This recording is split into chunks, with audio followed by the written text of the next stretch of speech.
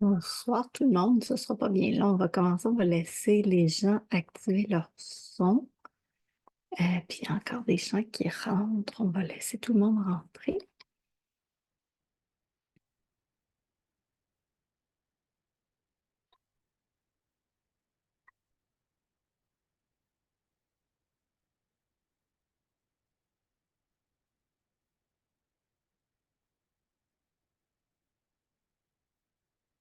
Ce sera pas bien long, on va juste donc il y a la grande majorité d'entre vous qui a du son.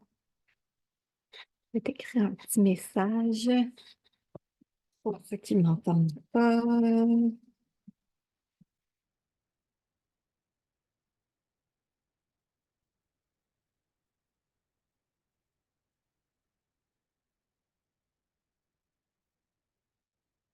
Ok. Bien long. Je veux juste m'assurer que tous ceux qui sont en mesure d'activer le son peuvent le faire. Je vois qu'il y a encore des gens qui se connectent. Laissez le temps à tout le monde de se connecter, de se joindre à nous. Je suis vraiment contente d'être avec vous ce soir.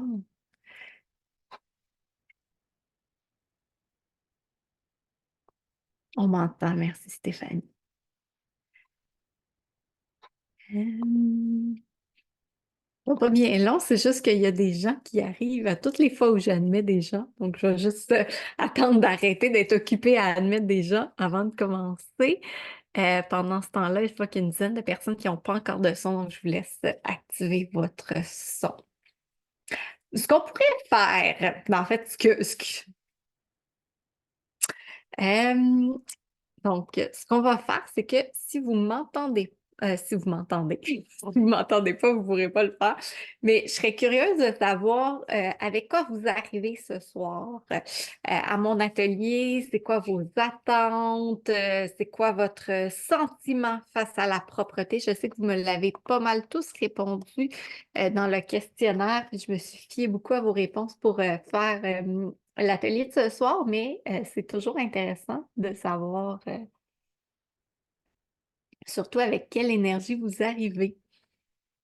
Donc, oh, il y a encore des gens, il y a encore des gens. Je vais les laisser rentrer. Bon, on va commencer. Euh, si on veut finir un jour. Donc, normalement, vous devriez voir mon partage d'écran. OK. Euh, Il y en a qui sont tannés de laver des bobettes, leurs enfants sont capables d'aller à la toilette à la garderie, mais euh, depuis quelques mois, c'est pas facile. On peut pas attendre de jeter les couches. J'aime ça, la motivation de jeter les couches, mais attention à ça, il faut pas vouloir plus que nos enfants non plus. Donc, on a des enfants aussi qui sont anxieux quand ils s'assoient sur le...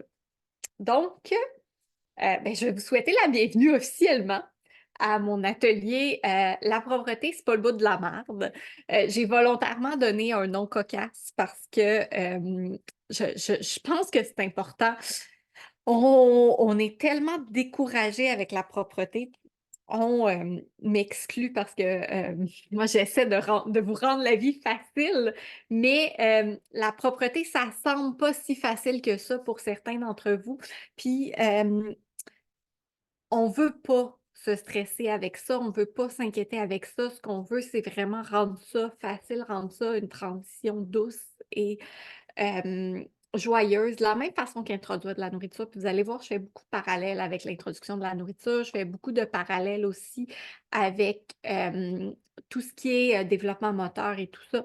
Donc, vous allez voir pendant l'atelier que c'est un apprentissage comme un autre pour les enfants. Donc, pour votre information, vous avez sûrement remarqué, ce soir, on est enregistré.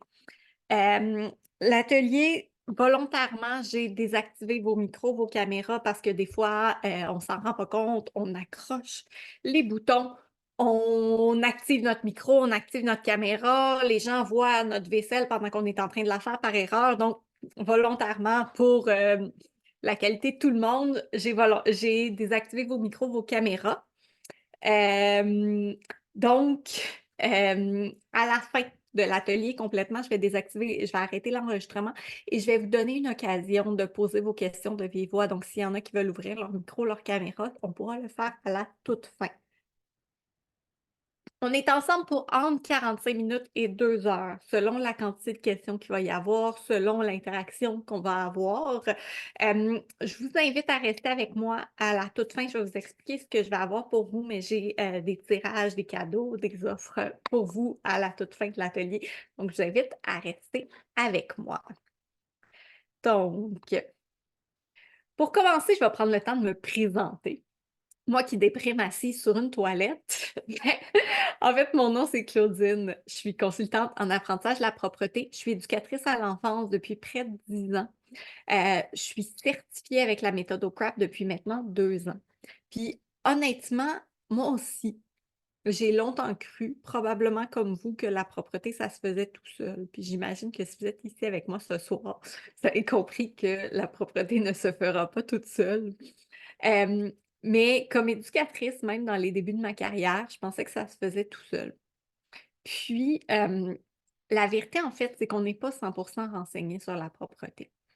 C'est un peu comme plusieurs sujets dans notre société. Tout le monde pense s'y connaître. Tout le monde pense que parce qu'il y a déjà le beau-frère de la fesse gauche de l'ami d'un tel qui a été propre, ou parce qu'on utilise tous des toilettes, on pense que tous les êtres humains fonctionnent de la même façon, puis que d'utiliser les toilettes, ça se passe de la même façon. Euh, Puis, j'ai même souvent en consultation des parents qui ont consulté, des parents d'enfants qui ont consulté des psychoéducateurs, des éducateurs spécialisés, qui en ont parlé avec leur pédiatre et tout. Puis les trucs qu'ils ont sont assez vagues parce que bien que ce soit des spécialistes de leur domaine, ce ne sont pas des spécialistes de l'apprentissage à la propreté.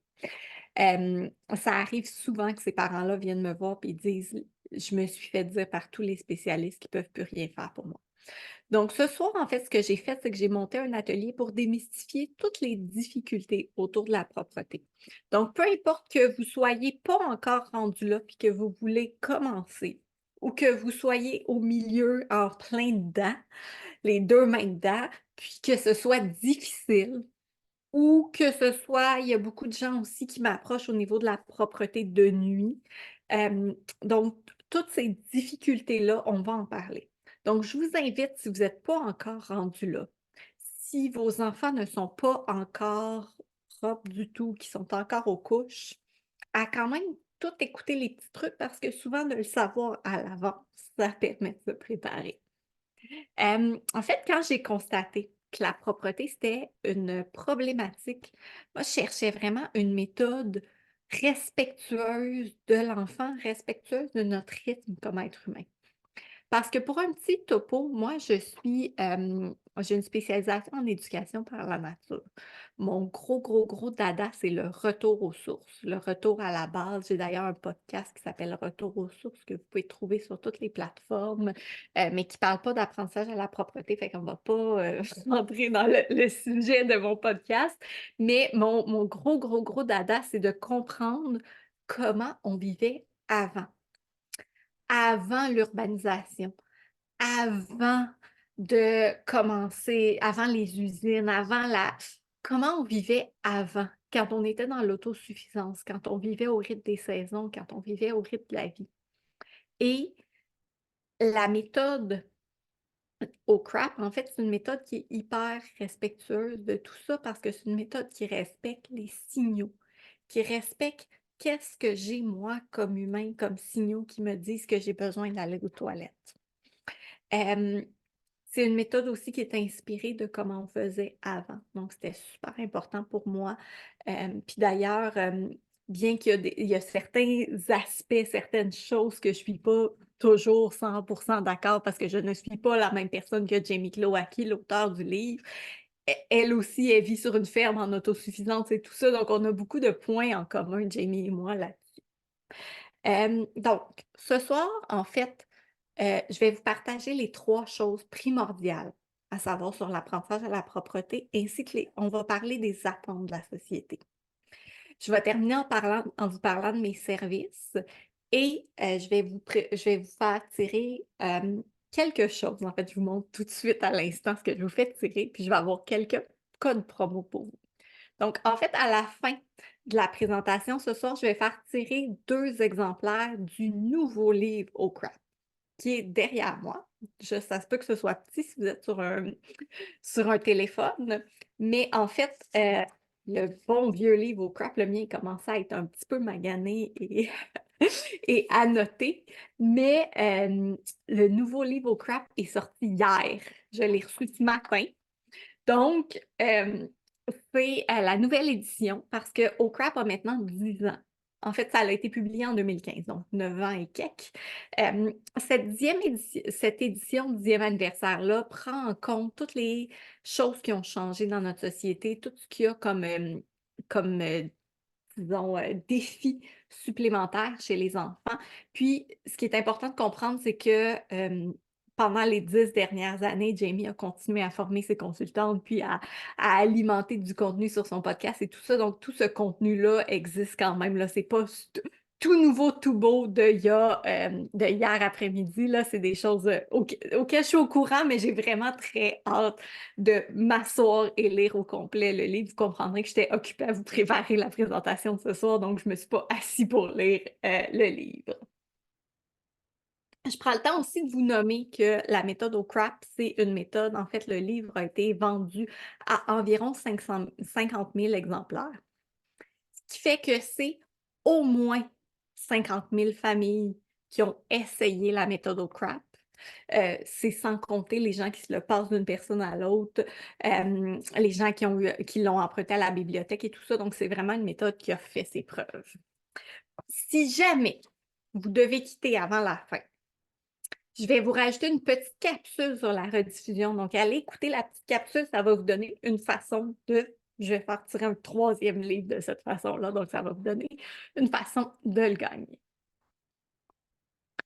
Donc, j'aimerais savoir, avant qu'on commence, où vous situez-vous entre il faut le forcer, puis quand il sera prêt, son tour viendra. Parce que souvent, il y a 2 façons de faire l'apprentissage à la propreté qu'on a. Et fort probablement qu'il n'y a aucun de ces 2-là qui vous rejoint. Mais c'est les commentaires de la plupart des gens. S'il y a un enfant qui est aux couches, il faut le forcer. Puis s'il y a un parent qui s'inquiète, ben, quand il va être prêt, son tour va venir. Puis en fait, il n'y a aucune de ces façons-là qui fonctionne parce que dans aucun cas, on parle d'apprentissage. Puis je l'ai dit, il y a quelqu'un qui me demandait justement ce matin, qui disait la propreté, c'est une acquisition. Puis je vais probablement en reparler beaucoup ce soir avec vous parce que c'est quelque chose d'important pour moi d'en parler régulièrement. La propreté, le fait d'être propre, de faire ses besoins dans un endroit désigné, de se cacher, d'avoir de la pudeur, effectivement, c'est instinctif. C'est une acquisition. Le fait de faire ses besoins dans un endroit désigné, appelé toilette, qui a été inventé par notre société, ça, c'est un apprentissage. Donc, d'où le terme apprentissage de la propreté. Je pourrais dire apprentissage de l'utilisation de la toilette, mais là, je mélangerais tout le monde parce que le terme qu'on utilise de manière globale pour parler de cette période-là, c'est apprentissage à la propreté. Donc, quand on est dans il faut le forcer. Ce qu'on fait, c'est qu'on force l'enfant, on l'assoit à sa toilette, puis là, on est vraiment dans je te prends, je t'assois. Votre enfant ne ressent à ce moment-là pas aucunement qu'il a le contrôle de son corps ni de la situation. Donc, c'est sûr que ça ne fonctionnera pas parce qu'on y va un petit peu à contre-courant de lui. Quand on attend que son tour vienne, là, on ne le guide pas. On n'est pas là pour lui apprendre, pour lui montrer. Et les enfants, ce qui est important de comprendre, c'est qu'ils ont besoin de support. Ils ont besoin d'un adulte avec eux. Donc, on essaie d'être à cheval là-dedans. On essaie d'être, puis je collabore avec mes clients régulièrement. En fait, régulièrement, avec chacun de mes clients, on travaille là-dessus. On travaille sur aller dans le juste milieu où on est en train d'apprendre à l'enfant, on est en train de le guider, mais sans le forcer. Parce que c'est dur à entendre, puis il y a beaucoup, beaucoup de gens qui, quand ils arrivent ici, puis c'est probablement votre cas aujourd'hui parce que je le voyais tantôt dans vos commentaires, je le voyais dans les questionnaires aussi d'inscription. Il y a beaucoup, beaucoup de gens qui apprennent ça trop tard parce que personne n'en parle. Parce que quand notre enfant a 3 ans et demi, 4 ans, on nous dit, mais peut-être qu'il aurait fallu lui apprendre. OK, mais pourquoi personne ne l'a dit quand il y avait 10 mois? Puis souvent, mes clients qui viennent me voir, qui ont des plus jeunes, puis ils viennent me voir avec le plus vieux, ça ne fonctionne pas avec le plus vieux. On fait l'apprentissage de la propreté avec le plus jeune presque en même temps. Parce que là, ils comprennent, puis ils se réadaptent, puis ils se réajustent par rapport au plus vieux. Donc, je rentre dans le vif du sujet. Il y a 3 choses primordiales que j'ai compris puis que je veux vous expliquer absolument ce soir sur l'apprentissage de la propreté. En fait, ce qu'il faut comprendre, c'est que dès qu'on dit le mot propreté, il y a, tout le monde a 10 001 questions et voudrait tout savoir. À chaque fois que je fais un atelier, quelque part dans une maison des familles, un milieu de garde, dans un endroit, un coloc ou peu importe, tout le monde a tellement de questions que je déborde toujours de mon temps. Mais les questions se recoupent sur 3 sujets systématiques qui sont l'unique source de toutes les problématiques au niveau de la propreté. Et fort probablement que si vous êtes avec moi ce soir, vous allez vous reconnaître dans l'une ou l'autre de ces situations ou vous allez peut-être les vivre dans le futur si votre enfant n'est pas encore rendu là, si vous n'êtes pas encore rendu là. Donc, ce qu'on va faire, c'est qu'on va passer au travers de chacune de ces 3 choses-là et je vais vous donner quelques pistes de solutions pour chacune d'entre elles. La première, là, c'est ce que ça signifie réellement être prêt. Si vous me suivez sur les réseaux sociaux, vous m'entendez souvent dire qu'aller aux toilettes, c'est un geste de société. Et on l'oublie souvent.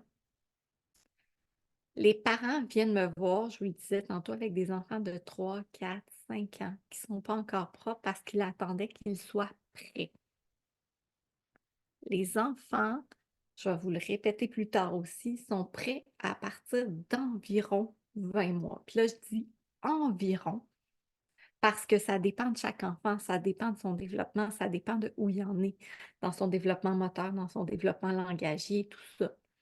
Mais autour d'une vingtaine de mois, la plupart des enfants sont prêts. Être prêt à utiliser les toilettes, ça veut dire qu'ils sont capables d'utiliser les toilettes, qu'ils sont capables de se retenir, qu'ils sont capables de se rendre à la toilette, qu'ils sont capables de nommer leurs besoins. Et nommer leurs besoins, c'est pas obligé d'être par le langage, c'est pas obligé d'être par des mots. Ça peut être par des gestes. Donc, c'est pas parce qu'un enfant, par exemple, présentera un retard de langage ou ne parle pas encore qu'il n'est pas prêt. Puis là, je vous rassure tout de suite. Si c'est votre cas, si votre enfant a 3, 4, 5 ans et n'est pas encore propre, vous n'avez rien fait de mal. Vous êtes un excellent parent. La preuve étant que vous êtes ici ce soir pour vous renseigner là-dessus. C'est simplement qu'on vous a mal informé. On vous a dit, ça va se faire tout seul, ton enfant va décider quand il va vouloir être propre. Il y a des enfants qui ne veulent pas être propres. On fait quoi dans ce temps-là? Donc, je vais vous poser la question ici. Il y a quelqu'un qui en parlait justement tantôt de la nourriture, mais comment vous avez procédé pour la nourriture? Puis vous pouvez me l'écrire dans le chat. Je vais vous donner des petits cues sur comment, de mon expérience, on procède pour la nourriture, mais chacun a sa façon de faire au niveau de la nourriture de la même façon. Euh, Est-ce que vous avez assis votre enfant dans une chaise haute? Vous lui avez mis de la nourriture devant lui. Parfois même, on l'a mis dans une cuillère pour essayer de lui faire goûter. On lui en a mis sur le bord de la lèvre pour voir si elle allait la licher. On n'a pas juste fait « Ah, c'est le moment du repas ». puis attendu que l'enfant décide d'aller de venir au repas. Et pourtant, on fait ça pour la propreté. Pourtant, on se dit, ben, je vais aux toilettes, mon enfant va y aller aussi. On mange depuis la naissance des enfants, puis ils vont pas par eux-mêmes juste venir s'asseoir à table puis manger avec nous parce qu'on mange depuis leur naissance. Donc, on met des actions en place pour beaucoup de choses. On met des actions en place pour accompagner les enfants au niveau de la marche. On place des meubles autour d'eux pour les guider. On, on leur donne accès à une marchette parfois. Il y a certains parents qui tiennent les mains des enfants pour les amener à marcher ou qui placent des objets un petit peu plus loin d'eux pour les amener à se tourner du dos au ventre aussi. On met des objets autour d'eux. Pourquoi pour la propreté, ce serait différent? Pourquoi pour la propreté, il faudrait que l'enfant prenne l'initiative d'absolument tout à ce niveau-là? Et là, il y a beaucoup de parents qui me disent: «Oui, mais il veut rien savoir. Même si j'essaye de prendre cette initiative-là, il ne veut rien savoir». Je vais te rappeler ici que c'est pas toi qui as décidé que ton enfant devait utiliser les toilettes. Donc, tu es pas en compétition avec ton enfant pour l'amener à utiliser les toilettes. C'est la société qui a décidé qu'il fallait utiliser les toilettes. On ne veut pas créer un traumatisme relié à la toilette, on veut développer une motivation interne à faire ce que la société nous demande, de la même façon qu'on apprend aux enfants à attendre en ligne, de la même façon qu'on va aller chez le dentiste avec un enfant, de cette même façon-là, on va créer une motivation interne à utiliser la toilette. C'est comme dormir, manger, se laver. Donc, le mot-clé vraiment, là, si vous avez un enfant qui veut rien savoir, c'est collaboration. Aussitôt qu'on passe de la confrontation à la collaboration, on rentre dans une situation qui est exceptionnelle. Le shift se fait au niveau de l'attitude. L'enfant par rapport à son attitude à la toilette. Et souvent, je le vois là, dans les premiers 2 jours en consultation avec des clients.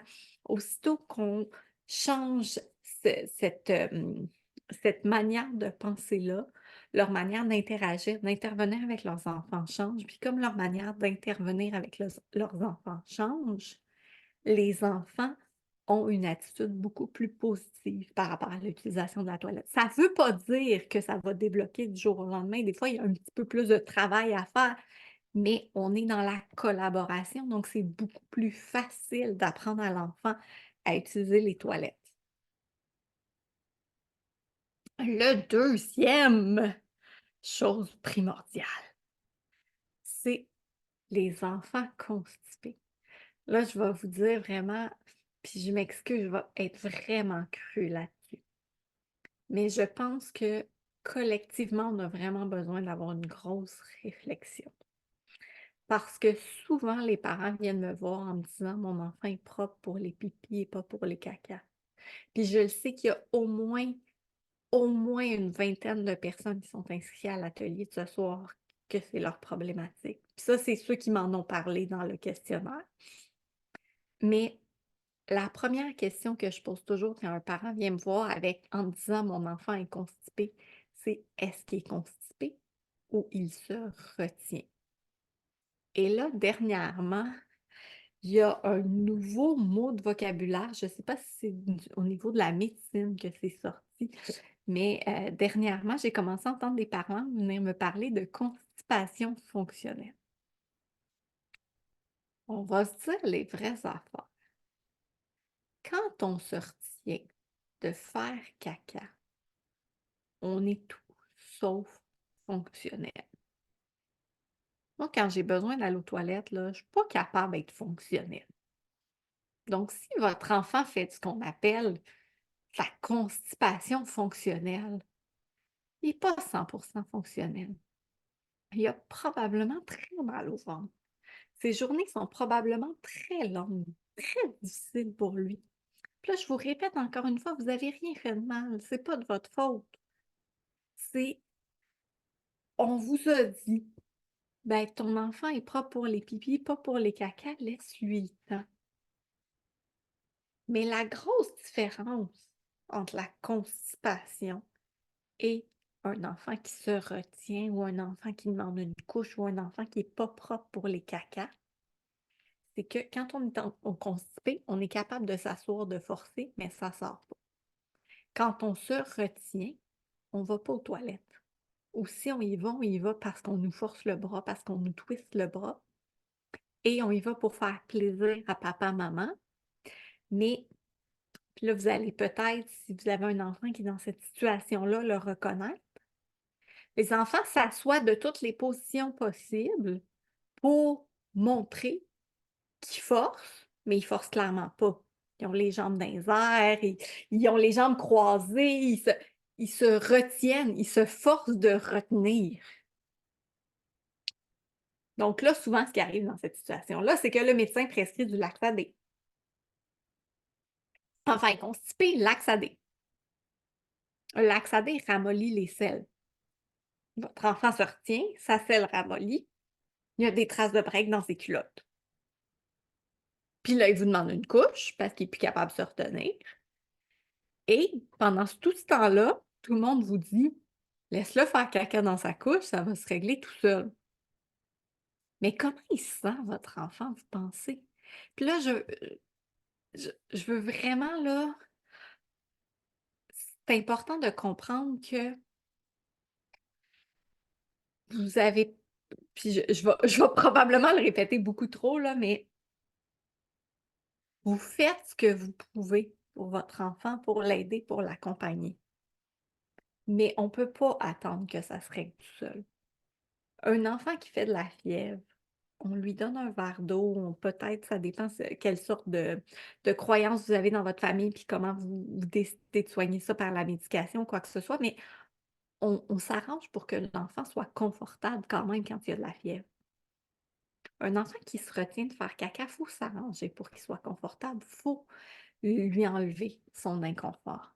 Puis là, ce que ça veut dire, c'est que si l'enfant se retient de faire caca, c'est qu'il y a quelque chose qui lui fait encore plus peur que son mal de ventre. Puis, c'est pas important de savoir quoi. Ce qui est important, c'est qu'il faut l'aider, il faut l'accompagner. Je connais très peu de gens qui règlent leur peur de même du jour au lendemain, sans s'aider, sans faire de thérapie, sans aller faire de l'hypnose, sans faire quoi que ce soit. Alors, on peut pas se dire un jour il va arrêter d'avoir peur d'aller aux toilettes puis il va y aller. Il faut l'aider. Il faut l'aider à avoir moins peur. Il faut l'aider à vaincre cette peur-là.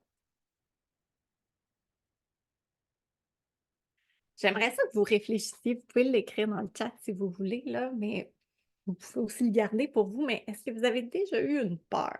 En fait, tout le monde a une peur. Tous les humains ont une peur. Il y en a qui ont peur de l'avion, du sang, des inconnus. Il y en a qui font de l'anxiété sociale. Il y a toutes sortes de peurs. Mais est-ce que ça serait tout seul avec le temps ou il faut mettre des choses en place pour avoir moins peur? Comment ça se passe, la peur, pour vous, pour vos enfants? C'est la même chose pour les enfants qui ont peur de faire caca. Donc, il faut vraiment mettre des choses en place pour créer un climat de calme, de douceur. Puis ça, c'est quelque chose que je fais régulièrement avec mes clients, de mettre en place ce climat-là. Donc, oui, vous pouvez le faire. Vous pouvez dire, à partir de demain matin, je vais amener un climat de douceur autour de l'action de faire caca dans la toilette pour amener mon enfant à arrêter de se retenir. On peut aussi le faire ensemble si vous avez besoin.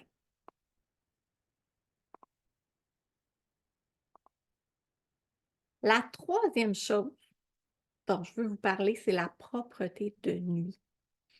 En fait, si je vous dis qu'à partir de 3 ans environ, les enfants sont prêts à être propres la nuit. Puis là, c'est la même chose que mon 20 mois tantôt, c'est un approximatif. Mais si je vous dis qu'autour de 3 ans, les enfants sont prêts à être propres la nuit, est-ce que ça brasse en dedans? Est-ce que je viens toucher quelques petites cordes sensibles là-dessus? Est-ce que ça vous surprend? Comment ça vous fait sentir? Vous laissez le temps de réagir à tout ça.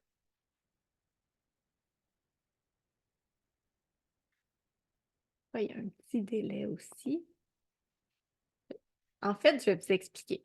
La réalité, c'est qu'il y a une différence entre être propre la nuit et passer 10-12 heures sans aller aux toilettes. J'étais justement en rencontre d'évaluation avec une maman cet après-midi qui me parlait que sa fille n'était pas encore propre la nuit, puis elle me dit: «Les couches sont trempées à tous les matins, je vois pas comment je peux enlever ça». Puis elle me dit, hem, elle me dit: «Moi, je vais aux toilettes 4 fois par nuit». Ben, c'est ça. C'est pas nos attentes au niveau de la propreté de nuit pour les enfants sont beaucoup trop grandes par rapport à nos propres attentes, en fait, par rapport à notre propre propreté de nuit. C'est-à-dire que je connais beaucoup d'adultes qui vont aux toilettes la nuit. On dort moins longtemps que les enfants. Donc, c'est normal que les enfants aussi aient besoin d'aller aux toilettes. C'est normal qu'un enfant ne soit pas capable de passer 10-12 heures sans aller aux toilettes. Oui, il y a des enfants qui sont capables. Il y a des enfants, puis là, je vous le dis tout de suite, à partir du moment où les enfants sont propres le jour et qu'ils ont 6 à 7 couches consécutives de nuit sèches, vous enlevez les couches et vous ne devriez plus jamais avoir d'accident. Vous n'avez pas besoin de venir en consultation avec moi si vous êtes dans cette situation-là. On enlève les couches. Par contre, quand on a des couches de nuit mouillées, mouillées, mouillées, mouillées, mais là, on va commencer par s'assurer de tout mettre en place pour réduire au maximum les envies de pipi la nuit. On ne veut pas non plus avoir un enfant qui a besoin d'aller aux toilettes 5 fois dans la nuit. On réduit l'eau. On fait la fameuse pyramide à l'envers dont je parle souvent. En fait, le matin ou au réveil, on boit beaucoup, puis plus on avance dans la journée, moins on boit. Faut boire presque pas. On fait un pipi avant le dodo, bien évidemment. On fait attention aussi à la musique qu'on met. Je me suis rendu compte un moment donné. Je travaillais en CPE, puis on avait vraiment beaucoup d'accidents pendant la sieste. Ma collègue rentre dans la pièce, elle dit: «Oui, ben, avoir des pipis tout le temps, vous écoutez des chutes d'eau pendant la sieste». Puis on s'en rend pas compte des fois, tu sais, maintenant, c'est toutes les machines à bruit, puis il y a plein de sons, puis il y a des sons de nature sur ces machines à bruit-là. On fait attention On fait attention, ce sera pas long, Laurie, je vais répondre à ta question. On fait attention aux sons qu'on met pendant la sieste. On prépare aussi les rechanges à l'avance, pour pouvoir les avoir à portée de main si jamais il y a un accident, pour essayer de réduire au minimum le temps d'éveil la nuit. Et puis là, on met en place un protocole. Puis là, vous pouvez fouiller ou choisir n'importe quel protocole. Moi, je suis vraiment ceux qui me suivent, vous le savez, je suis une grande fervente de choisis ta technique. Moi, j'ai choisi OCRAP, j'ai fait mes recherches, je suis tombée en amour avec OCRAP, c'est avec ça que je travaille. Quand on vient en consultation avec moi, c'est avec ça qu'on travaille.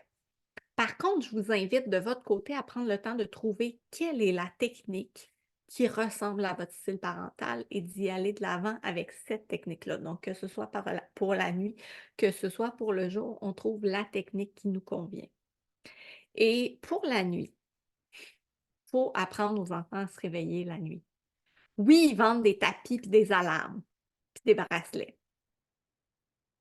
Bon, vous, moi, me faire réveiller par un bip strident en plein milieu de la nuit, puis être tout trempe déjà, ça m'intéresse pas.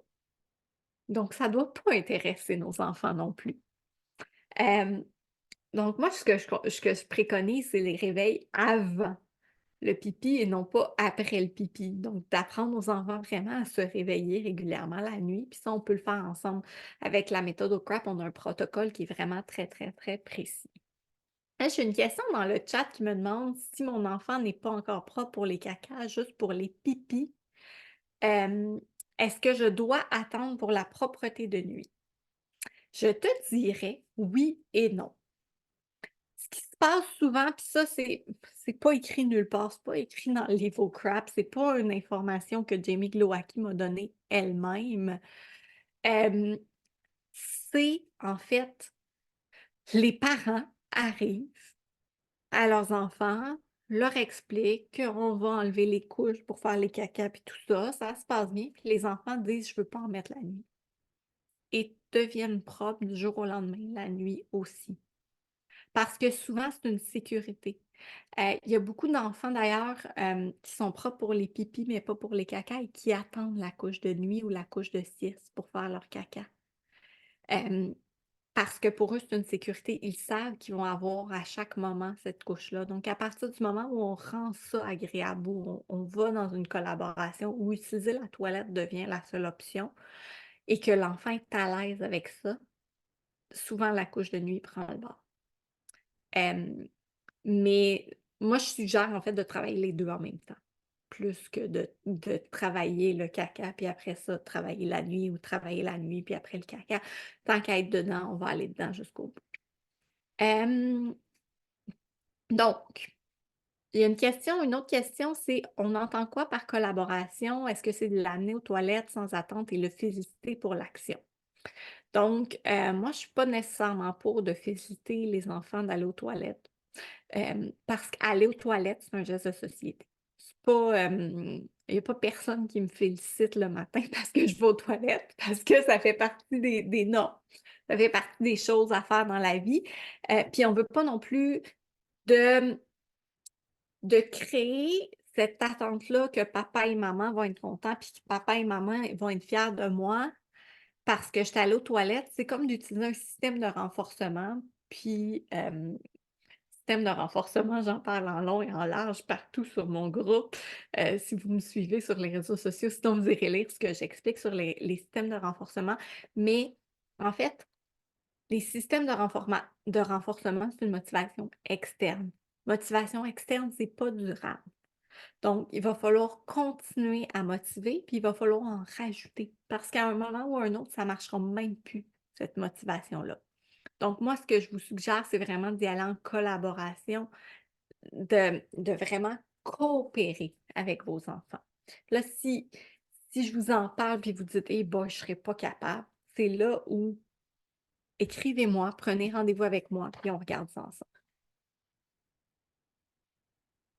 Donc, maintenant qu'on a parlé de ces 3 sujets-là, en fait, je vais vous poser quelques questions qui sont assez personnelles, donc vous n'avez pas à y répondre dans le chat. Je vous invite à prendre le temps d'y réfléchir. Vous pouvez prendre un cahier, vous pouvez les noter. Vous pouvez aussi juste vous faire les réflexions à voix haute. Mais j'aimerais ça que vous preniez le temps de noter vos réalisations, vos prises de conscience par rapport à tout ce qu'on vient de se jaser. Est-ce qu'il y a des choses que vous aimeriez mettre en place pour améliorer votre situation actuelle? Est-ce qu'il y a des points d'interrogation qui subsistent, des questionnements?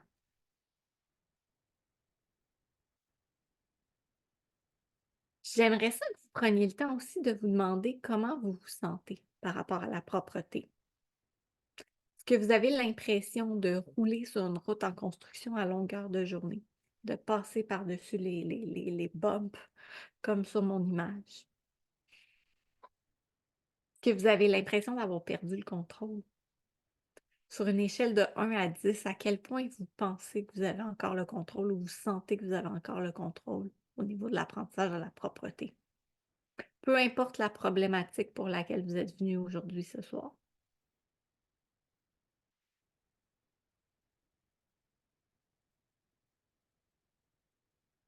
Maintenant, si on pousse un petit peu plus loin, comment ça se passe vos moments en famille? Que vous sentez que la propreté prend trop de place dans vos vacances, dans vos journées de fin de semaine, dans vos activités avec la famille élargie, dans vos activités sociales? Est-ce que la propreté vous dérange? Est-ce qu'elle vient créer des malaises, des situations? Que vous avez l'impression que la propreté prend toute la place? Dans votre couple, est-ce que vous êtes sur la même longueur d'onde au niveau de la propreté? Est-ce qu'il y a des tensions qui sont créées? Est-ce que dernièrement, vous avez dépensé pour l'apprentissage de la propreté? Qu'est-ce que vous avez acheté? Un pot? 2 pots? 3 pots?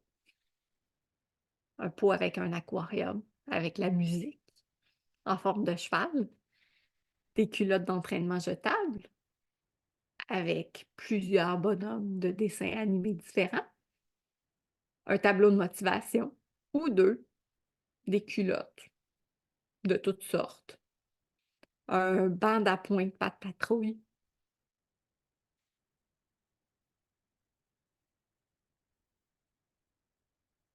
Est-ce que vous avez dépensé pour des professionnels? Des éducateurs spécialisés, des psychoéducateurs, des médecins spécialistes?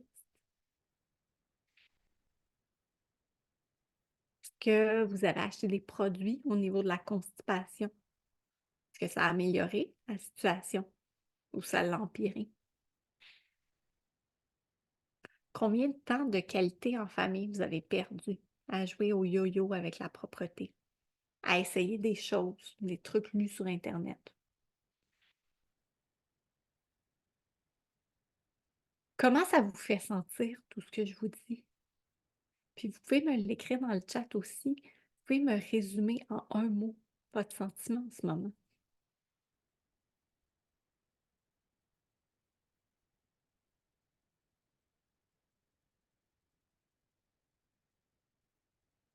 Donc, il y en a qui me disent qu'ils ont peur de mettre de la pression.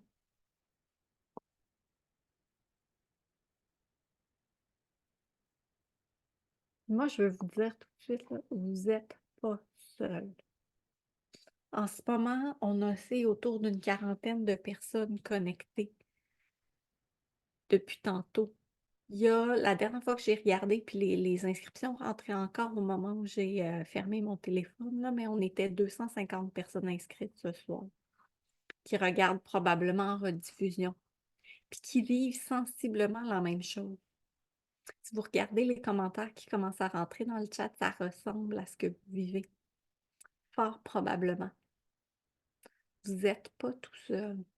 Tous les parents passent par là. La propreté, c'est un passage obligé.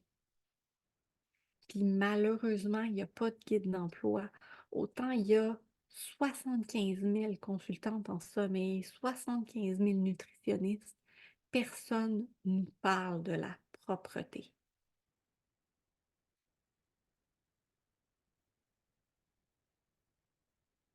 Je vais aller lire vos commentaires dans le chat. Je vais me permettre de les lire à voix haute pour ceux qui vont écouter la rediffusion parce que je mets pas, je ne vais pas dire vos noms, là, mais je ne mets pas le chat en rediffusion.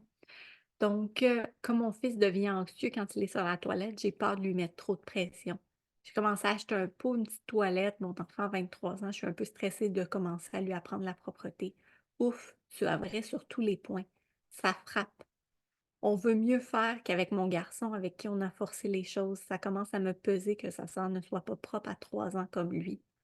Ici, en effet, on vit avec le jugement et la pression de la société. Notre enfant a une dyspraxie verbale et motrice, donc on croit que tous les apprentissages nous demanderont plus de patience. Et on a beaucoup de commentaires. Ah, il va parler quand il sera prêt. Ah, il sera propre quand il sera prêt. À la maison, pour la propreté, on a réussi à intégrer le pot dans la routine du soir. Il ne fait pas vraiment pipi, mais s'y assoit par lui-même. J'essaie de trouver des trucs pour l'intégrer dans d'autres moments de la journée. Puis, vous me parlez de la pression, là, je voulais justement qu'on prenne un moment pour passer au travers de tout ce qu'on vous a dit dans les dernières années sur l'apprentissage de la propreté. Parce que tout le monde pense connaître la propreté. Tout le monde a des jugements. Puis, j'aime. Parfois, je prends des petits contrats de nounou. Puis, j'en ai pris un en fin de semaine passée. Je m'occupais des enfants de 2 ans qui n'étaient pas encore propres. Puis c'est correct. 2 ans, on est dans les âges et tout ça. Et c'était dans un événement familial, donc il y avait des oncles, des tantes et tout ça, de la parenté de ces enfants-là. C'est pas mes enfants. J'ai pas, puis c'est pas ma cliente en propreté non plus de qui c'est les enfants, donc j'ai vraiment aucune implication au niveau de la propreté de ces enfants-là. Et euh, j'ai eu des commentaires de personnes qui sont encore aux couches. J'étais comme, mais voyons qu'on se permet ce jugement-là, qu'on se permet de s'intégrer là-dedans. Tu n'es pas dans la vie de cette famille-là, tu ne sais pas comment c'est difficile. Puis moi, la première chose que je dis toujours aux gens, c'est n'allez rien mettre sur les réseaux sociaux concernant la propreté tant et aussi longtemps que c'est pas réglé, que c'est pas 100% réglé. Parce que les jugements, tout le monde a son mot à dire sur la propreté. Puis l'année passée, à Noël, j'avais une personne de ma famille dont l'enfant a des problématiques, probablement similaires aux problématiques que vous vivez ce soir. Puis, il y a une de mes tantes qui me pose la question. Elle se met à me demander ce que je fais, puis tout ça. Puis elle se met à me poser des questions. Elle me dit, c'est à quel âge habituellement la propreté? C'est-tu autour d'un an? Comment ça se passe? Puis tout ça. Puis là, je sens à côté de ça la pression de la personne de ma famille qui a un enfant pas encore propre, puis qui écoute cette conversation-là avec le le tintement, oh boy, je suis rendue à 8h15, j'ai de la misère avec mes mots, le ton de jugement dans la voix, puis je me sentais mal pour cette maman-là qui entendait tous ces commentaires-là. Puis, je vois que vous continuez à mettre des commentaires dans le chat, puis je vais continuer à les lire, puis après, on va, inquiétez-vous pas, il y a des solutions. J'ai- je ne suis pas inquiète pour aucun de vos enfants. Et, il y en a ici qui ont de la pression parce que leurs enfants vont soit changer de groupe à la garderie, rentrer à l'école, on pense avoir trop forcé, euh, il est fragile, il n'a pas de patience, il se tortille. Euh, Ici, on a eu une grosse régression parce qu'au CPE, ils ont remis des pull-ups. Euh, Puis à la maison, ça se passe super bien. Ils demandent le pot pour faire ses caca, puis la plupart de ses pipis. Euh, Ça, je vais faire une petite parenthèse là-dessus, là. Le CPE peut demander des pull-ups dans les premières, je vous dirais, la première semaine. Mais après un certain moment, il faut qu'on enlève les pots-là puis qu'on accepte qu'il va y avoir un petit apprentissage au CPE aussi. On ne peut pas juste infiniment, indéfiniment garder des pull-ups parce que c'est plus facile, parce que l'éducatrice n'a pas le goût de gérer ça.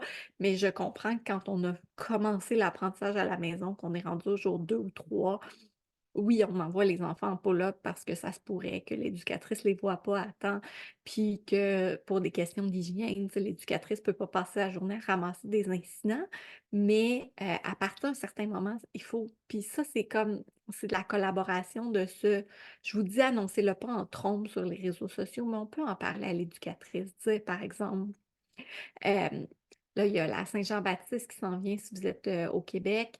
À la Saint-Jean-Baptiste, on va prendre la fin de semaine, on va enlever les couches, on va faire la transition vers la propreté. Je sens que mon enfant est prêt.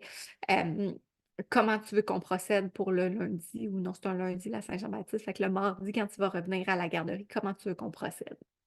Donc ça, c'est une belle question à avoir, une belle façon d'aborder la discussion avec votre éducatrice, mais là, ne laissez personne vous faire croire que votre enfant n'est pas prêt.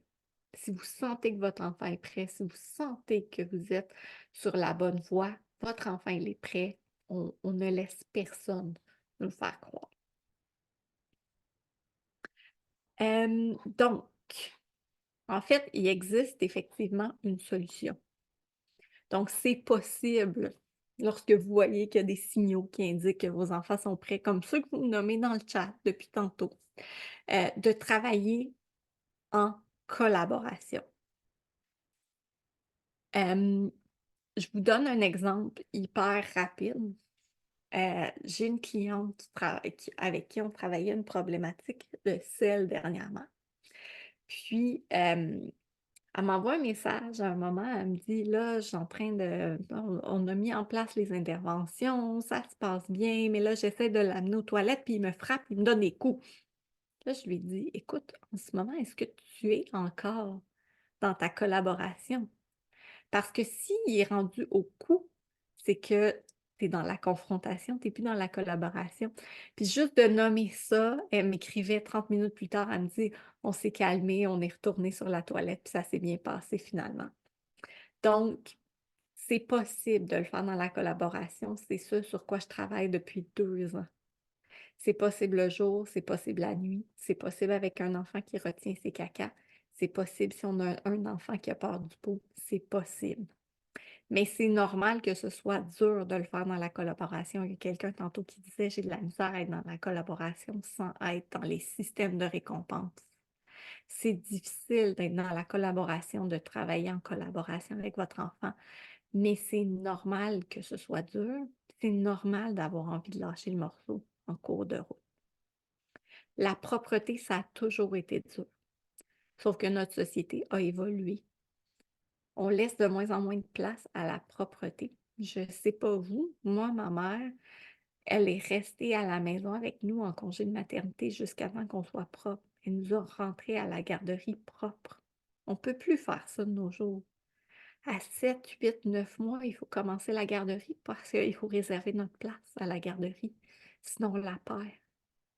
On travaille, les deux parents travaillent, ce qui n'était pas nécessairement le cas il y a une quarantaine d'années. On a des modes de vie beaucoup plus intenses. On est beaucoup plus dans le go, go, go, go, go et on ne prend pas le temps.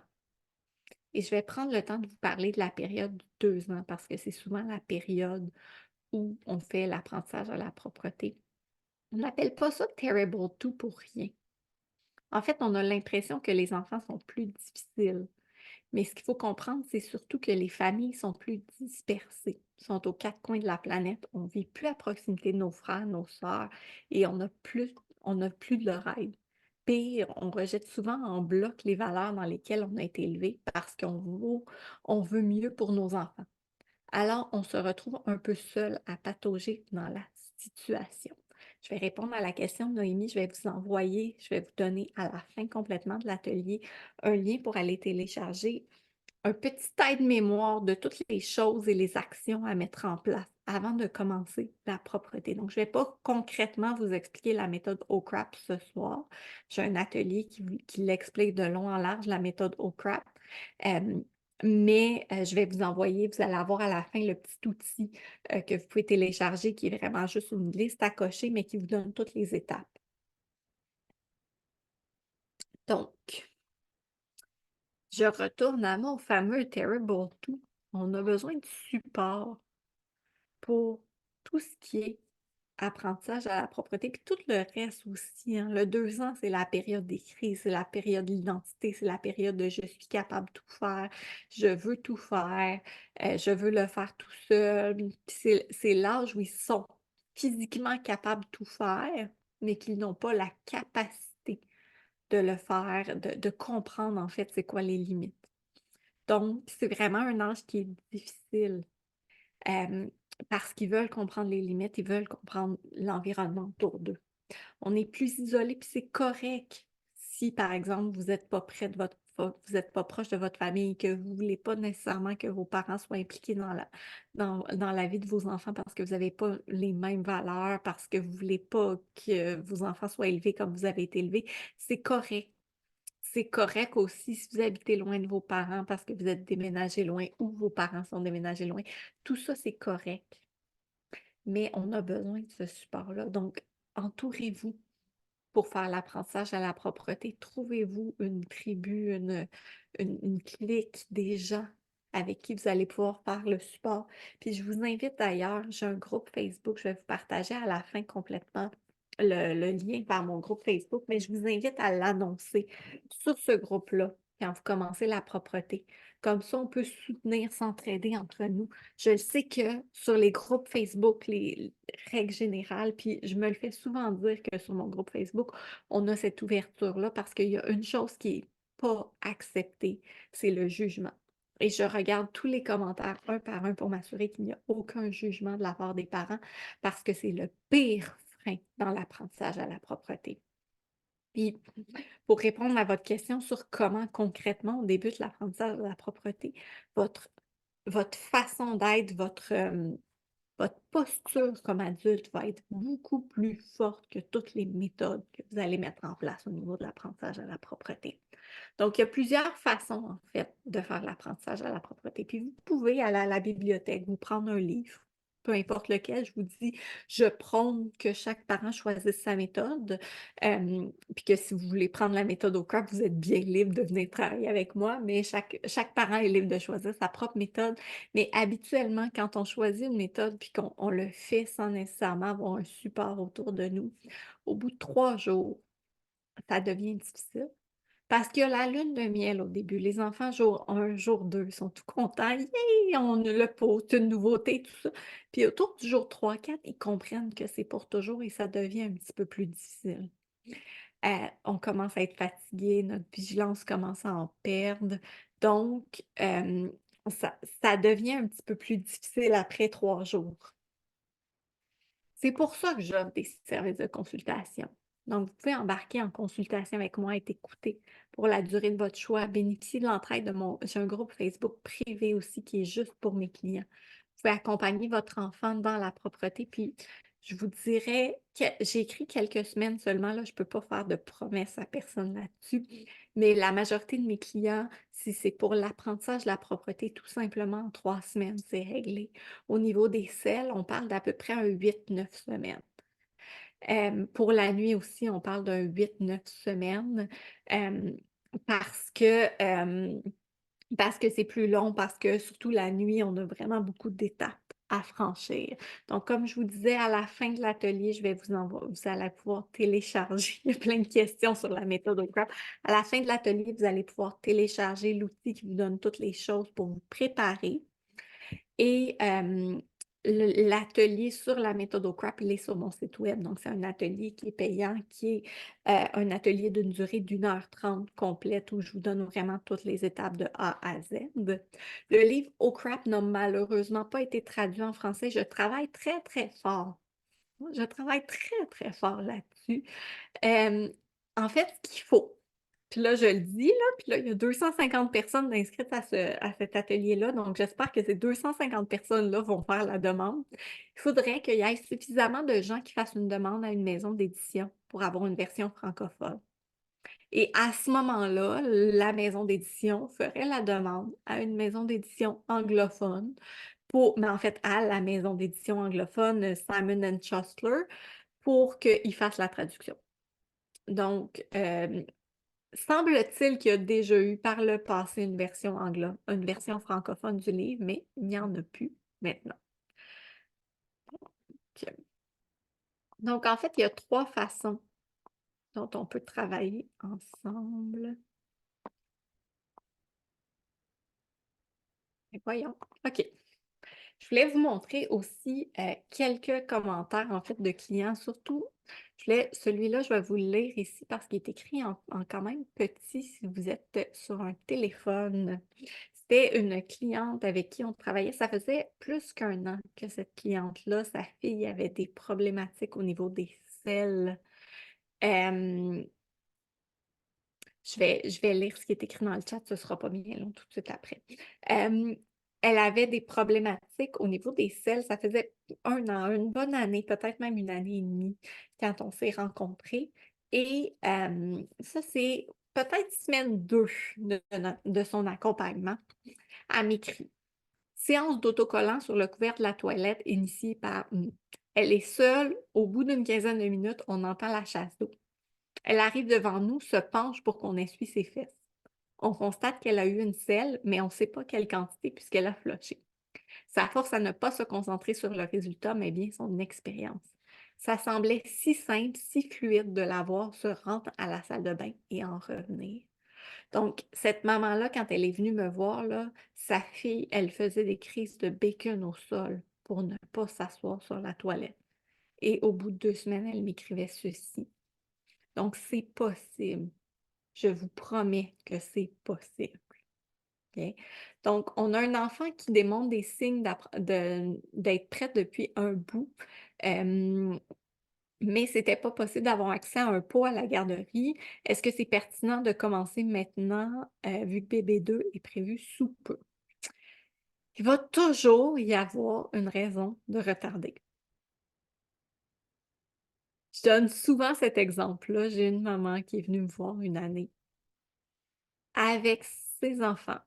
c'était des multiples. Je ne vais pas dire combien il était pour qu'il n'y ait pas de chance que cette maman-là soit reconnue. Mais elle est venue me voir avec ses multiples qui n'étaient pas encore propres et qui rentraient en maternelle parce qu'elle n'avait jamais pris le temps. Elle n'avait jamais pris le temps de les accompagner au niveau de l'apprentissage à la propreté. Parce qu'il y avait toujours une raison. Parce que c'est sûr que quand on a 3, 4, 5 enfants en bas de 5 ans, les journées passent rapidement. Donc, si on a un bébé 2 prévu bientôt, ou un bébé 3 ou un bébé 4, ça vaut la peine de s'y mettre avant l'arrivée de bébé.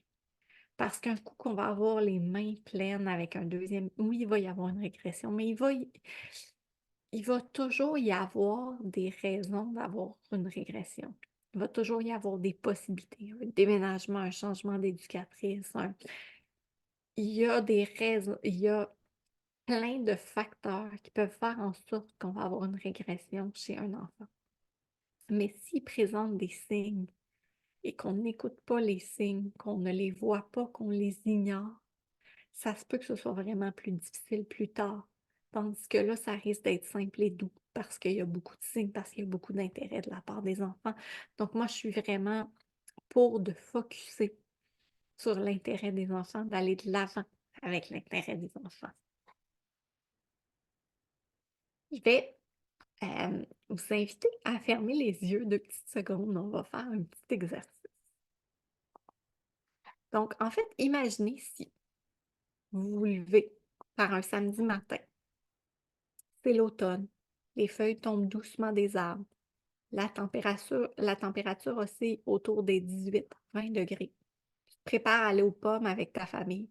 Quand soudainement ton enfant, qui est allé aux toilettes seul, sans chichi, sans crise, te crie de la salle de bain: Maman, j'ai fini mon caca. Tu comprends alors que les couches sont derrière toi, du moins pour cet enfant, et que tu peux te concentrer sur la belle journée à venir. Et ton enfant aussi. Il ne se retiendra pas toute la journée. Il ne sera pas inconfortable dans une couche souillée. Il ne risquera pas d'attraper froid parce que l'urine dans sa couche a refroidi ou parce que tu le changes en pleine nature. Juste ta famille, des pommes et les feuilles d'automne. Du pur bonheur. Ça, c'est quelque chose que vous pourriez vivre si on travaille ensemble ou si vous choisissez même d'aller vous chercher, peu importe la méthode, puis d'aller de l'avant avec l'apprentissage de la propreté. Je veux juste qu'on fasse un dernier exercice, puis après, on va passer aux choses techniques, en fait.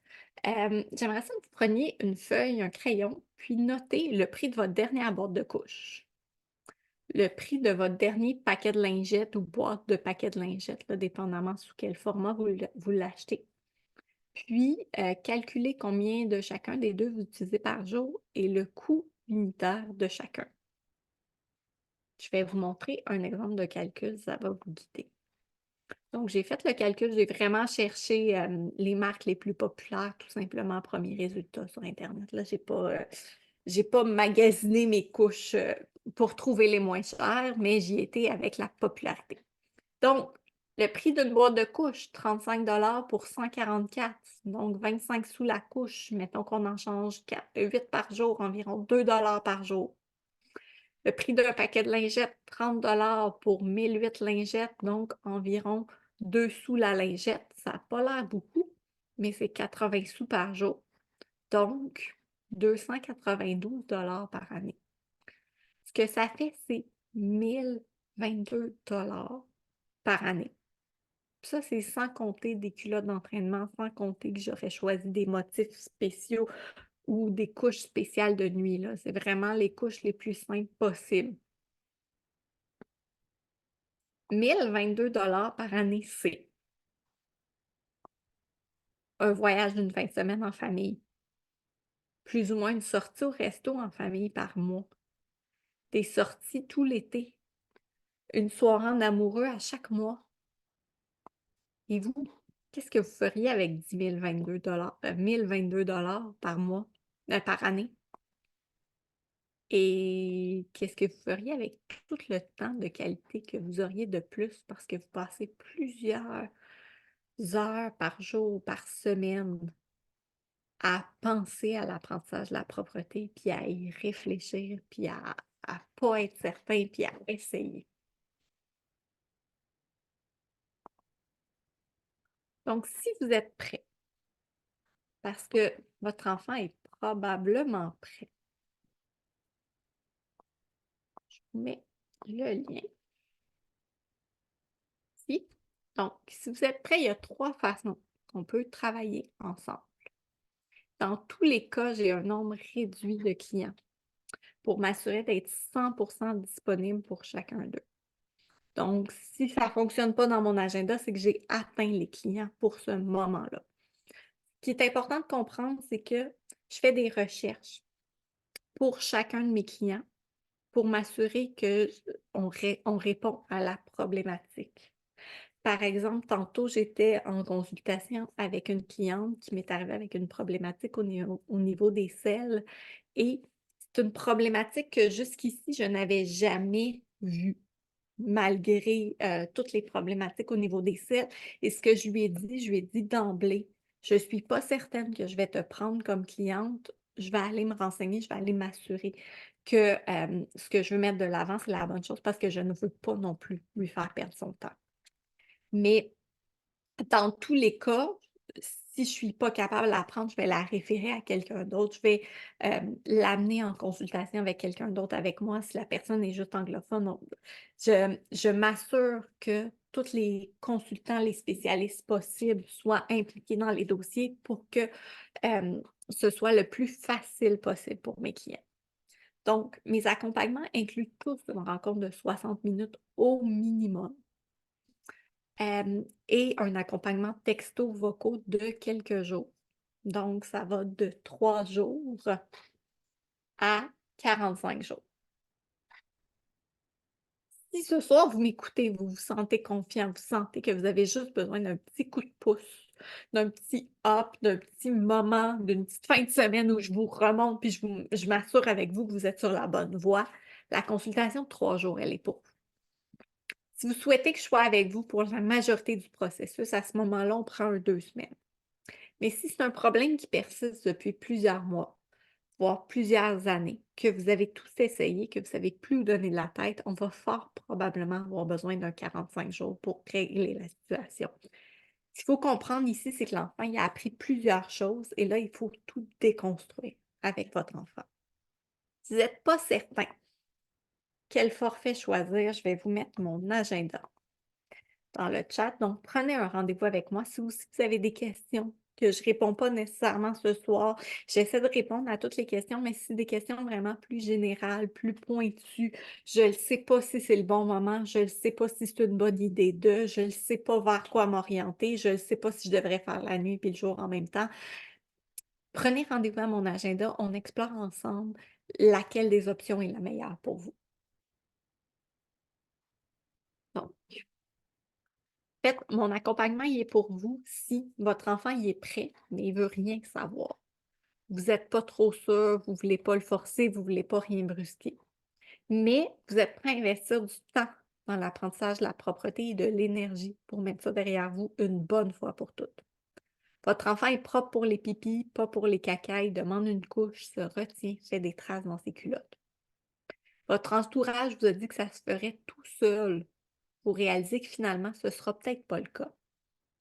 Votre enfant refuse le pot, la toilette, tous les autres récipients dans lesquels faire ses besoins. N'arrivez pas à montrer à votre enfant comment reconnaître son envie. Votre enfant n'est pas propre la nuit. Vous croyez avoir tout essayé et rien ne fonctionne. Vous souhaitez être guidé, épaulé tout au long du processus.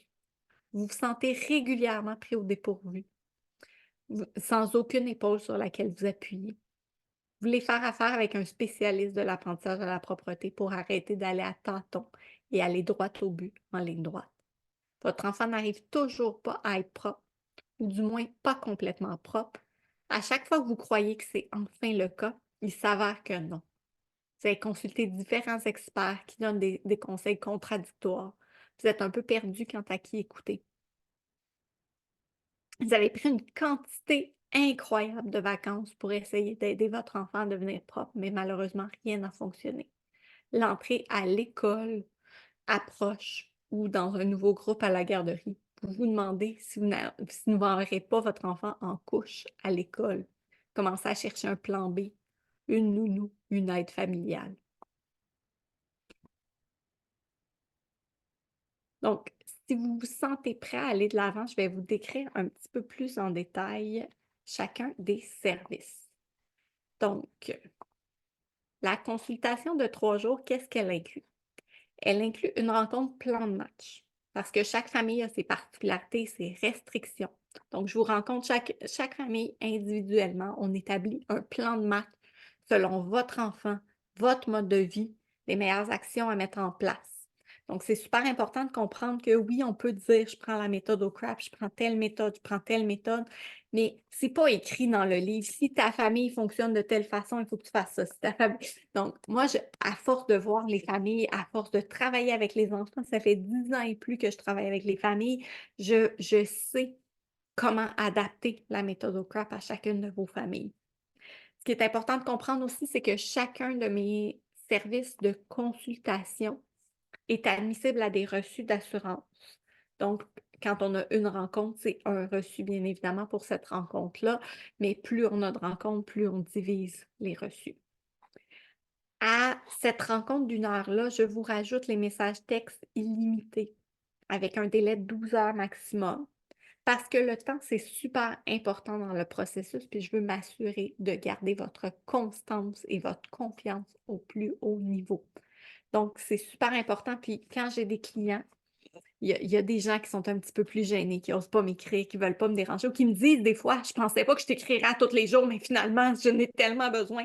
Puis c'est correct, c'est normal, ça sert à ça, ça sert à garder le cap. Je suis là pour ça et j'ai établi mon accompagnement de cette façon-là pour ça. J'ai aussi un groupe d'entraide qui est un groupe Facebook dédié uniquement à mes clients payants, dans lequel je réponds dans un délai d'environ 48 heures. Donc, vous pouvez poser vos questions. Donc, si vous prenez un plus petit accompagnement, vous avez accès à ce groupe Facebook-là dans lequel vous pouvez poser toutes vos questions et je vous réponds. Et les autres personnes dans ce groupe-là aussi ont fait l'accompagnement avec moi ou ont acheté mes ateliers autonomes, donc sont à l'aise avec la méthode OCRAP, l'ont vécu avec leurs enfants et peuvent aussi vous répondre. Dans la propreté, ce qui est important de comprendre, c'est qu'on est dans le minute by minute. Chacune des interventions qu'on fait, chacune des minutes compte. Donc, je ne peux pas attendre à notre prochaine rencontre dans 3 semaines pour vous aider à gérer la situation de la soirée. Il faut que je vous réponde dans la soirée, voire au gros maximum le lendemain matin, pour vraiment qu'on ait un accompagnement, un apprentissage qui est rapide. Donc, et j'ai un bonus, en fait, jusqu'au 12 juin. C'était ma promo de fête des mères que j'ai mis pour 1 mois, donc depuis la fête des mères et ça jusqu'au 12 juin. Les ateliers de la méthode OCRAP sont en bonus. Habituellement, avec le 3 jours, vous n'avez pas les ateliers de la méthode OCRAP, mais là, vous y avez accès. Ces ateliers-là sont d'une valeur de 150 $. Donc, c'est un bonus jusqu'au 12 juin, 23h59. C'est automatique, mais je le fais manuellement. Donc, à partir du moment où vous bookez, vous n'avez pas accès, mais moi, je vais vous envoyer manuellement les accès à toutes les personnes qui bookent d'ici au 12 juin. Et le prix est de 444 $ plus taxes. Encore une fois, comme je vous disais, c'est admissible au reçu d'assurance et ça vient avec près de 6 heures d'accompagnement. La deuxième option, donc comme je vous disais, si vous voulez que je vous accompagne pour une plus longue partie, presque l'entièreté de l'apprentissage à la propreté, c'est le 14 jours. Donc le 14 jours, il inclut 2 rencontres, donc 750 $, 2 rencontres, donc 375 $ par rencontre.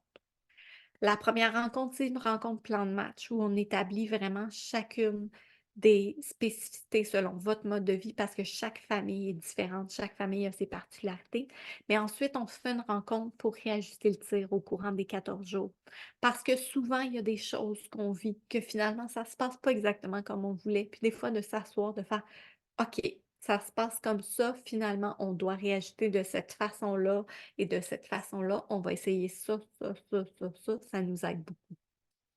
À ça, j'ajoute encore une fois les messages illimités parce que c'est super important, puis ça me permet de m'assurer de garder votre constance et votre confiance au plus haut niveau. Donc, je suis là, je suis avec vous pour vraiment garder des énergies positives par rapport à la propreté. Vous avez encore une fois accès au groupe d'entraide. Donc, après les 2 semaines, vous pouvez aller poser vos questions sur le groupe d'entraide. Des fois, juste même pendant l'accompagnement, des fois, je fais des lives, puis vous écoutez le live, puis vous faites ah oui, c'est vrai, c'est telle affaire, j'y ai peut-être pas pensé, quoi que ce soit. Donc, vous avez accès au groupe d'entraide. Vous avez accès aux vidéos de la méthode OCRAP pour vraiment vous préparer au maximum, avoir tout le support. Puis là, ici, ce qui est important de comprendre, c'est que si vous avez besoin d'avoir accès aux vidéos de la méthode OCRAP de nuit, je vous donne accès aussi. Donc, si on est dans la nuit, on travaille la nuit. Si on est dans le jour, on est dans le jour. Et c'est presque 25 heures d'accompagnement pour 750 donc 2 rencontres de 375 . Et le dernier forfait, c'est le forfait de 45 jours. Donc, dans le 45 jours, on se fait en tout 5 rencontres. Donc, pour vraiment garder le cap, c'est presque à chaque semaine, on a une rencontre ensemble. En fait, c'est aux 9 jours, mais on peut plus ou moins les ajuster pour en mettre aux 5 jours ou aux 10 jours.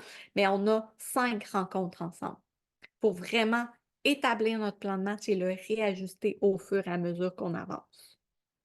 On a aussi, encore une fois, les messages illimités avec un délai de 12 heures pour vraiment m'assurer que tout au long du processus, parce que là, je vous le dis, quand on va dans un forfait de 45 jours, c'est parce qu'on a vraiment une situation qui doit être adressée, sur laquelle on doit se concentrer, mettre toute notre énergie pendant plusieurs semaines. Et là, j'ai vraiment besoin à ce moment-là de garder votre constance, de vous garder avec moi à l'air pour qu'on puisse aller de l'avant. Et une fois le 45 jours terminé ou même pendant le 45 jours, vous avez accès au groupe d'entraide. Donc, ce forfait-là, on peut aller jusqu'à 75 heures d'accompagnement et c'est 1 500. Donc, en fait, ça vous donne 5 rencontres de 300 chacune. Et en bonus, pour tout le monde, dans les 72 prochaines heures, donc jusqu'au 1er juin, 22 heures, peu importe lequel des 3 forfaits vous choisissez, je vous offre le livre Au Crap, la nouvelle version que je vais vous envoyer par la main. Donc, il faut quand même donner le temps à la poste de vous l'envoyer. J'espère qu'ils n'iront pas comme en réimpression tout de suite. Je vous enverrai la vieille version si jamais ils vont en réimpression, puis je vous enverrai la nouvelle version quand ils vont sortir. Mais en fait, il n'y a rien comme d'avoir son livre à portée de main. Parce que c'est sûr que moi, je vous donne accès à des vidéos, je vous donne accès à des outils. Je suis quand même toujours au bout du fil, mais il n'y a rien comme d'avoir un livre avec tous les guides. Puis même dans le livre, il y a une section qui s'appelle le cheat sheet, qui est vraiment un résumé de chacune des parties. Donc, des fois, juste de dire, ah oui, je vais aller voir telle partie, c'est super pertinent. Des fois aussi, quand c'est dit par 2 personnes différentes, moi et Jamie, ça nous aide à mieux assimiler les choses.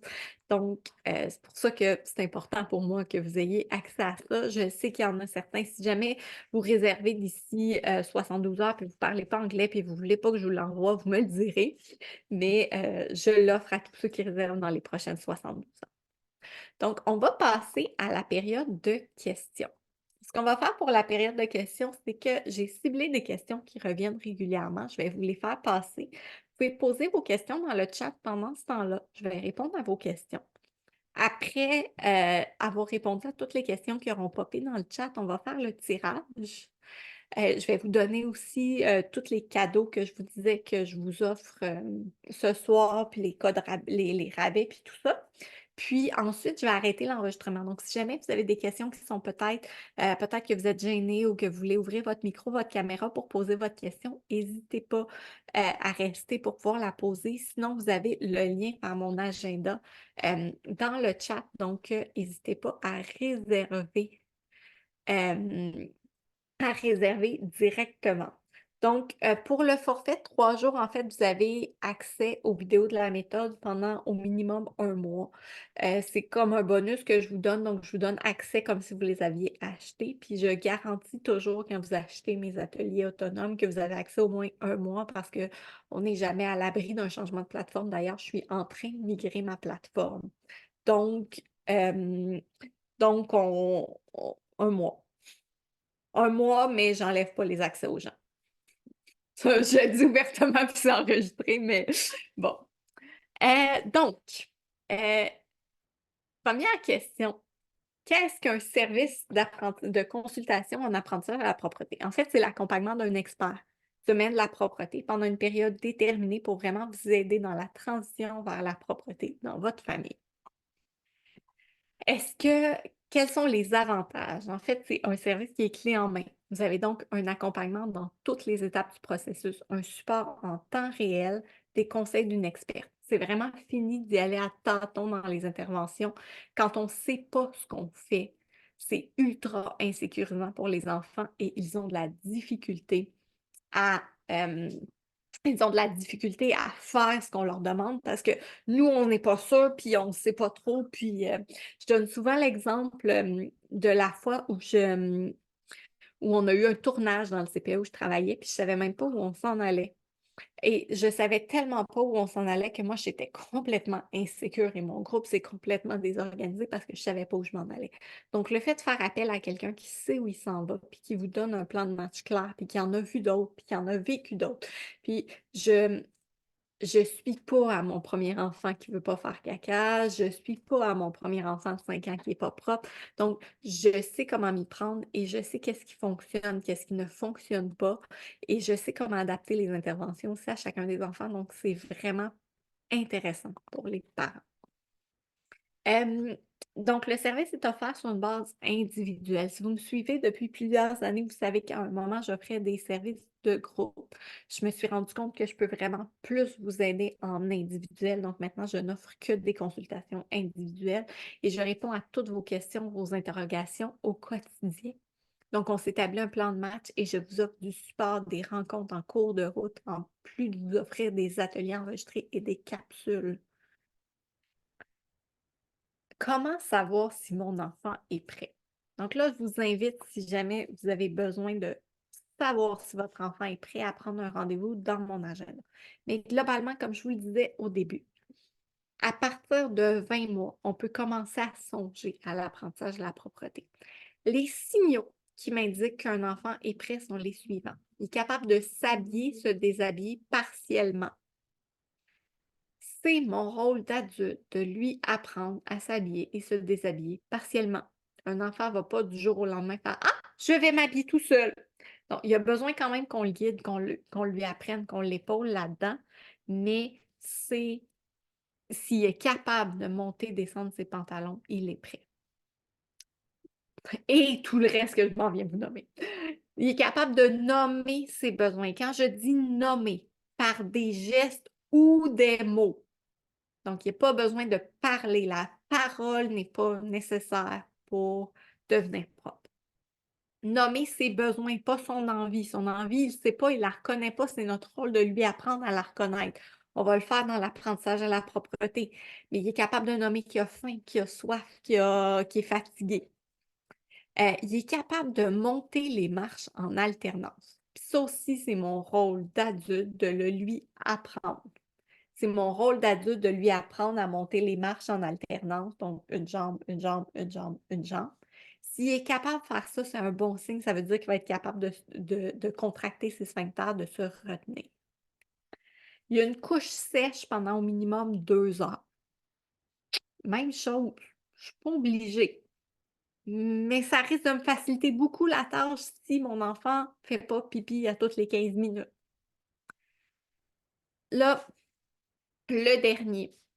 Souvent, c'est là où le bouton panique de tout le monde dans la salle se déclenche, donc il n'y a pas de bouton panique à déclencher.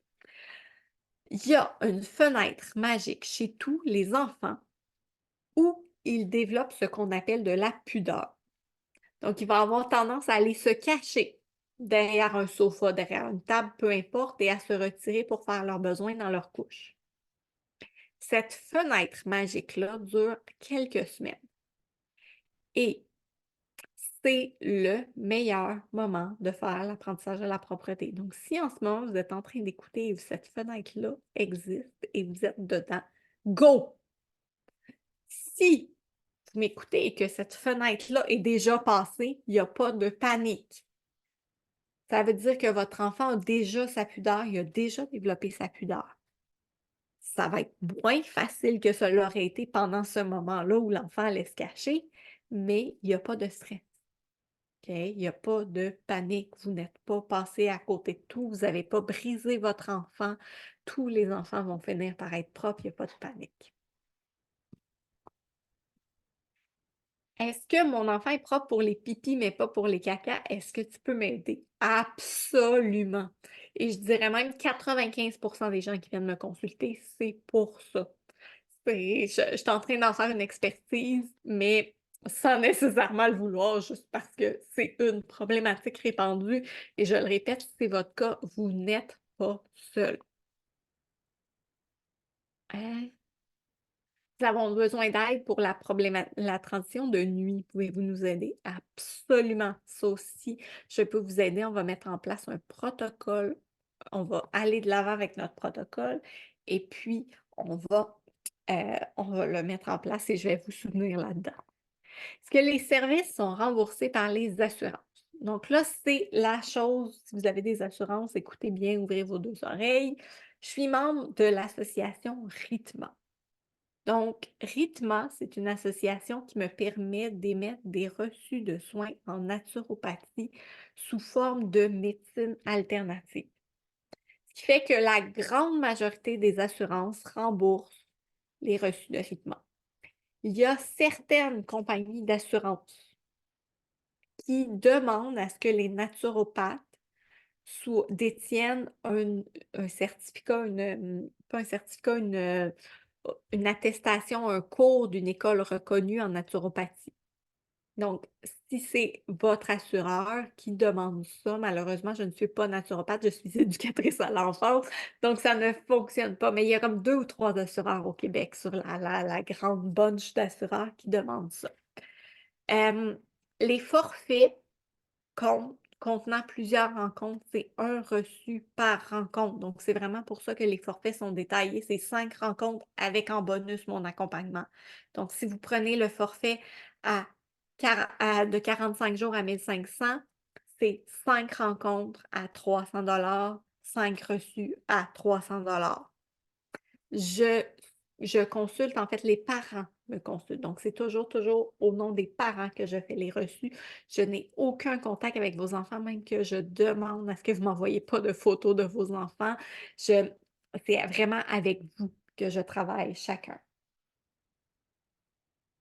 Puis la dernière chose à dire sur les assurances, c'est que c'est super important de valider quel est le montant maximum couvert par rencontre auprès de votre assureur parce que les assureurs ne sont pas rendus en 2024 et pensent que des services, ça coûte encore 25 le service. Donc, juste pour ne pas avoir de mauvaises surprises, vérifiez toujours avec votre assureur quels sont les services, quel est le montant couvert. Donc là, exactement, il y a quelqu'un qui écrit dans le chat, on ne reconnaît que 30 par traitement. Mais je connais honnêtement personne qui charge 30 par traitement, malheureusement. Donc, ce que je vais faire, c'est que je vais juste regarder. Ça, j'avais répondu. Ça, j'ai répondu. Euh,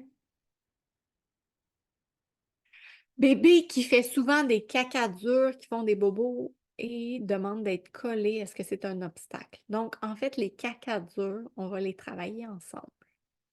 Euh, S'il y a des caca durs, que ce soit parce que c'est un blocage au niveau des caca ou que ce soit un enfant qui n'est pas encore propre et qui fait des caca très durs, on va travailler à avoir des selles sans douleur. Donc, dans tous les cas, je vais travailler au niveau de la texture des selles avec mes clients pour vraiment je dis au niveau de la texture des selles, c'est qu'on regarde au niveau de l'alimentation pour s'assurer qu'on a des selles qui sont d'une texture adéquate. Euh, OK. Donc, mon fils n'arrive pas à se détendre assez pour uriner. Donc, ça, c'est vraiment des choses qu'on peut mettre en place. C'est du cas par cas. Je ne peux pas te dire, fais ça avec ton enfant puis ça va marcher. Je pose à peu près une trentaine de questions à mes clients pour vraiment arriver à savoir quoi faire pour détendre leur enfant précisément, qu'est-ce qui les détend. Donc, je t'invite à prendre rendez-vous à mon agenda ou à prendre rendez-vous pour une consultation, puis on va pouvoir regarder ça ensemble, évaluer ensemble qu'est-ce qui est nécessaire là-dessus. Donc, on va terminer. On est rendu au tirage. Donc, ce qu'on va faire, c'est que là, je suis en train d'ouvrir la liste de tout le monde qui est là.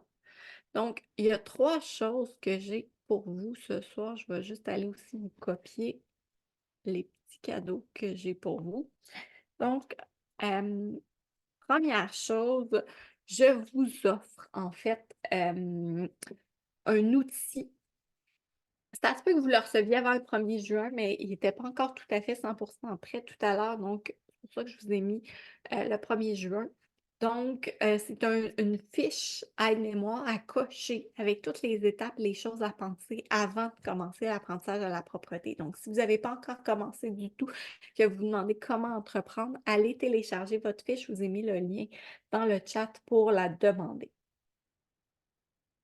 Deuxième chose, je vous ai mis un code promo qui est Claudine 10 qui vous donne 10% de rabais à la boutique Bateau Bateau.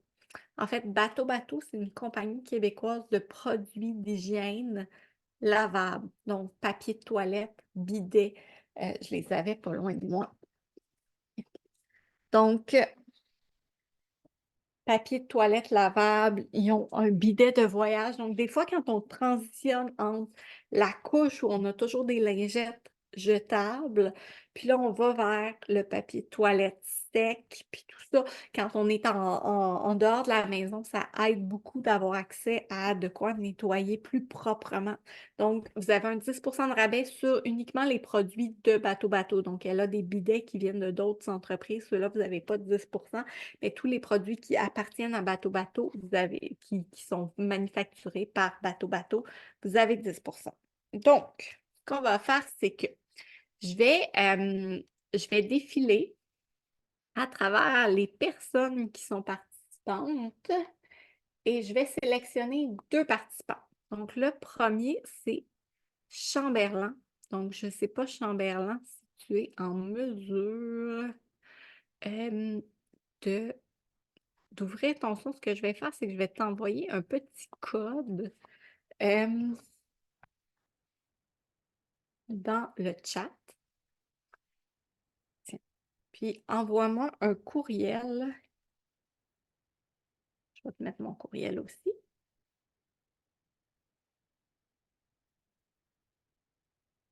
Donc, envoie-moi un courriel pour me donner ton adresse complète pour que je puisse t'envoyer le lien.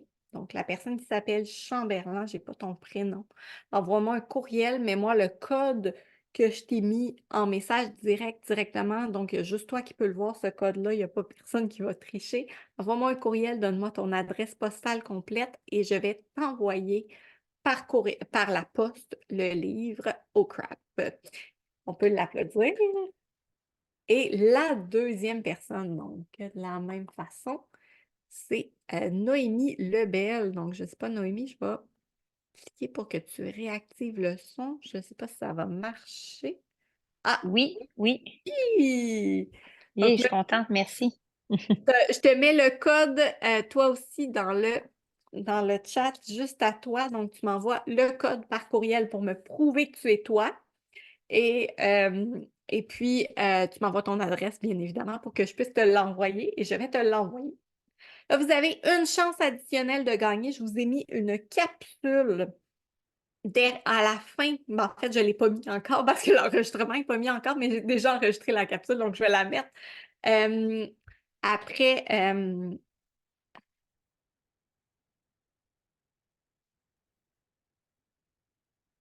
donc, c'est bon. Je répondais aux personnes dans le chat qui cherchaient leur code. Alors, je vous ai mis une capsule avec des explications. Donc, il y a des explications sur comment vous pouvez gagner. Donc, si vous voulez gagner un 3e livre, il y a un tirage pour un 3e livre. Donc, je vous invite à aller écouter la capsule, aller voir qu'est-ce que je vous suggère de faire et puis de participer pour gagner le 3e livre, pour pouvoir avoir la chance de gagner le 3e livre. Donc, je vais faire le tirage le 6 juin. Vous avez jusqu'au 5 juin, 22 heures pour participer pour le 3e tirage. Donc, ce que je vais faire, c'est que je vais dire merci et bonne soirée à ceux qui sont je vais vous mettre avant d'arrêter l'enregistrement, je vous mets les liens vers mes réseaux sociaux. Donc, je vous invite à venir me suivre sur les réseaux sociaux. Et je vais arrêter l'enregistrement et prendre le temps s'il y a des questions plus individuelles. Donc,